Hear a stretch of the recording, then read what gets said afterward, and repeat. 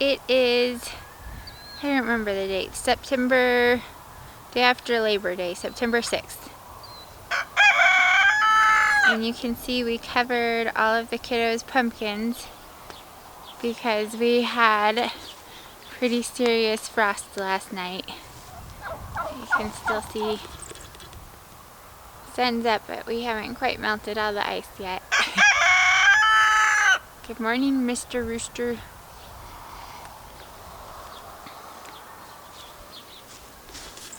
So I'll come back out later this afternoon and see what all is laid on the ground after it's defrosted.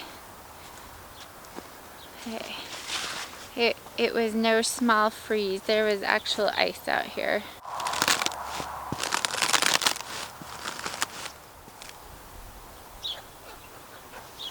Hi. Can you tell I'm bundled up? So most people here in our little town say that to have really good apples, you need to have one good frost before you harvest them. These apples often fall off before we get a good frost.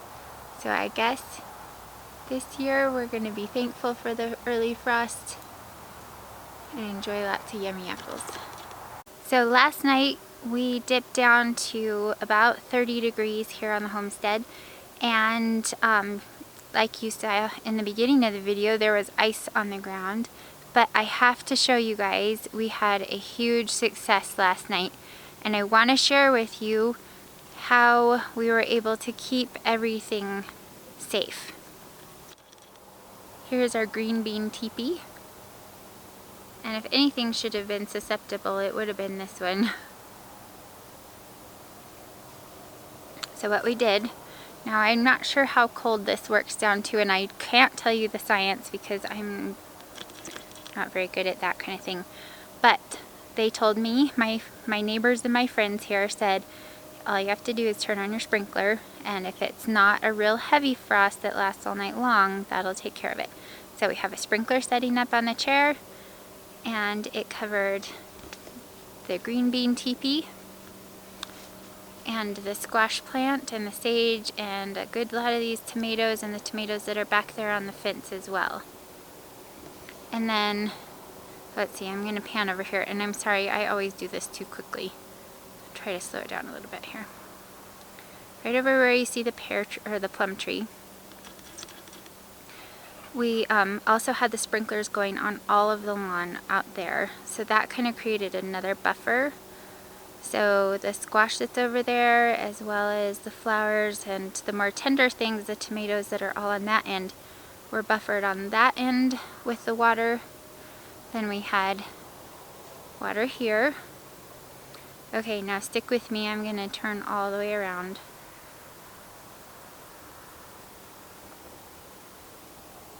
On this end, you can see we lined up the straw bales. We lined those up because that concrete gets really cold, and that just seems like it's a funnel for cold air to come through there. So by lining up the straw bales, then we were able to stop a lot of airflow right there. And we have, over on that end, we have the sunflowers, and they are tall, and they blocked a whole bunch for the squash that are there. And I will walk you over here and show you what we did over here with this squash. These squash also had a sprinkler going on them. So we had water almost, well, we had water on 3 sides covering the majority, and then we've got a yard, a neighbor next to us here, that kind of insulates us on that end. So this is the damage that we had. This was covered, but you can see it got cold enough even with the cover that some of these leaves got frozen. But it is just very, very minor surface damage. Same thing with that squash here. Now the beans took a little bit of a hit. They're a little bit sad today, but not bad. I'm pretty sure they'll perk up and still give us beans for a little while here. We are not supposed to freeze for a little bit still. Our artichokes fared okay. And you know, everything that didn't have water on it, other than like the peas and brassicas and stuff like that, we tried to get a cover on it. And between some minimal row covers and then the water, we seemed to do okay. So these weren't covered and normally would have frozen really bad because they're right here up against that concrete where we put this. But because we had that insulation from the bales, it took care of it. So you can see right here, this one, we didn't have room to get that whole bale on, and this squash took damage right here.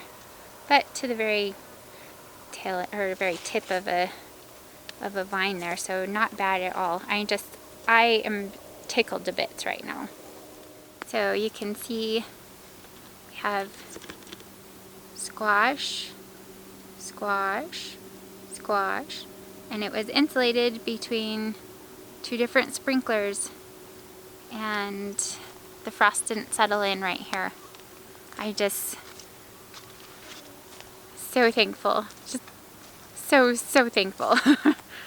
This one's out on the edge. It took a little bit of damage even though it was covered, but still, you know, it's just the edges. There's hardly any where the total leaf was gone. This one took a little hit, but that one was completely uncovered.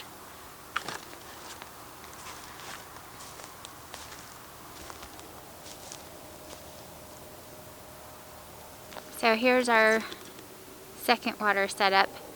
And you can see I elevated it because I was trying to get it just as broad a sprinkle as possible. It doesn't have to be heavy, it just has to be up there above it. And that seemed to take care of it. And even over here, these sunflowers that are like standing up way up in the air, I think there was enough of a bubble from all of the different sprinklers that they seem to be doing all right even, which I'm kind of blown away. We'll see how they fare over the next few days if that really is true, but I just feel so blessed right now. There's a gigantic pile of everything that it took to cover the garden. So we love you all. Thank you for your support, and we'll talk to you all again soon.